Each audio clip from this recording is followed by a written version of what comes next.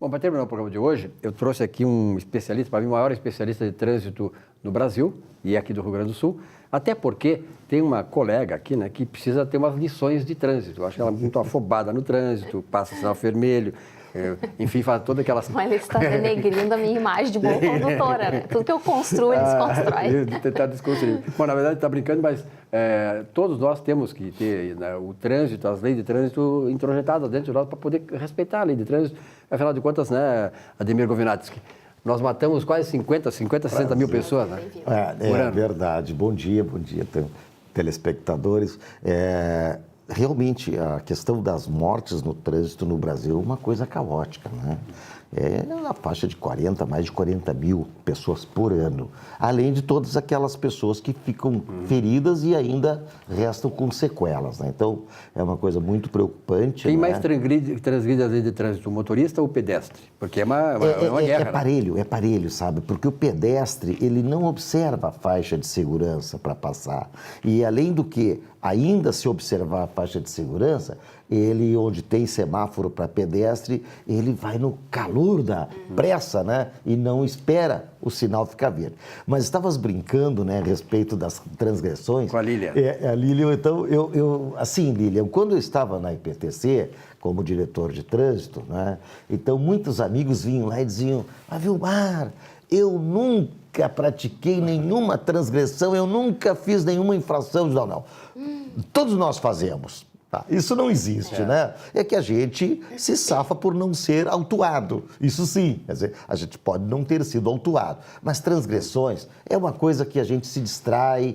Muitas vezes sem querer, né? Sem querer, exatamente, né? Uma placa que a gente não observa, pode ser de sinalização de velocidade ou até de proibido estacionar. Isso acontece muito, não é? Então, essas coisas a gente tem que estar muito atento à sinalização. Mas todos nós pecamos, né?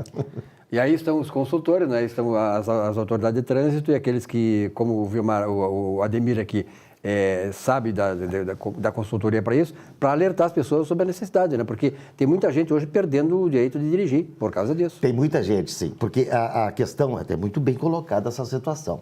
Existem duas formas, né, que dão a suspensão do direito de dirigir, né? E o Detran está sendo muito rigoroso quanto a isso, né? Uma delas é perder por pontos, somados os 20 pontos durante um ano, o Detran abre o processo da suspensão do direito de dirigir por pontos. Tá?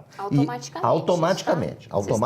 É uma questão de contagem e o computador faz isso, né? O diretor-presidente do Detran só homologa ali. Claro, tem a questão de defesa, tem a questão de recurso e tal, mas na verdade é o seguinte, é uma questão fática. Fez os 20 pontos, cometeu as infrações que somaram 20 pontos, o processo está aberto e a suspensão, ela vem. E tem a outra situação, que é a suspensão de direito de dirigir por infração, né? Um exemplo, a velocidade da via é de 60 km por hora, tá? Então, há 3 transgressões previstas no Código de Trânsito. Ou ultrapassa até 20% da velocidade da via, é uma multa mais branda, ou de 20% a 50% da velocidade da via, é uma multa pouco mais grave, mas a gravíssima mesmo é quando ultrapassa acima de 50% da velocidade da via. E aí, automaticamente, vem a suspensão do direito de dirigir por infração. Pode ser uma infração só. Só uma única. Que impede de Além da multa, por ter ultrapassado pela gravidade ter ultrapassado a mais de 50 km por hora, a mais de 50% da velocidade da via, automaticamente vem a suspensão, o processo de suspensão do direito de dirigir por infração.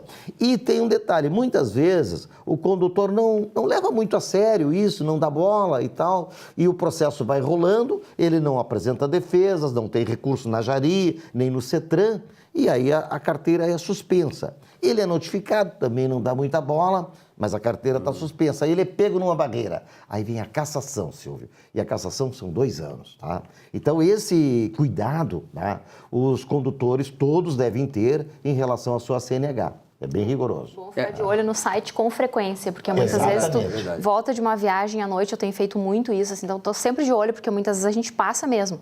No escuro é 80, tu passa 90 ali, tu vem no embalo de 100, chega um trecho que é 80... É bem colocado, Lili, até porque nas rodovias as velocidades se alteram muito. Então, tu estás a 80 km por hora, vamos pegar dar um exemplo. Ali, trecho São Vedelino a Farroupilha, tem um radar ali que é 50 km por hora.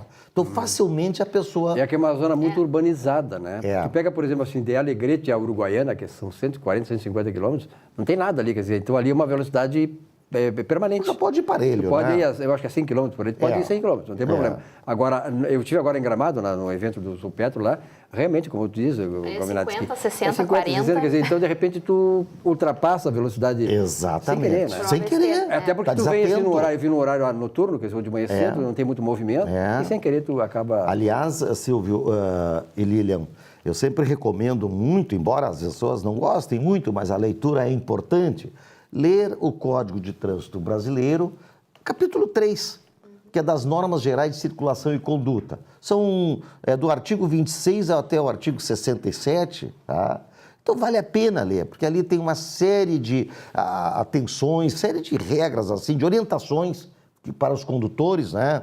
Para como os condutores devem se comportar. Mas não é só a questão, vamos colocar assim, ó, não é só a questão de evitar a multa, é a questão de evitar o acidente, Silvio. Porque, vê bem... E de respeitar a legislação. Respeitar a legislação. Disciplinado para isso. Iniciamos o programa falando do número de mortes. São 40 mil mortes no Brasil. Em Porto Alegre, um dado importante, quando eu cheguei na IPTC em 2005, a estatística do ano anterior apontava 175 mortes em Porto Alegre, no ano de 2004.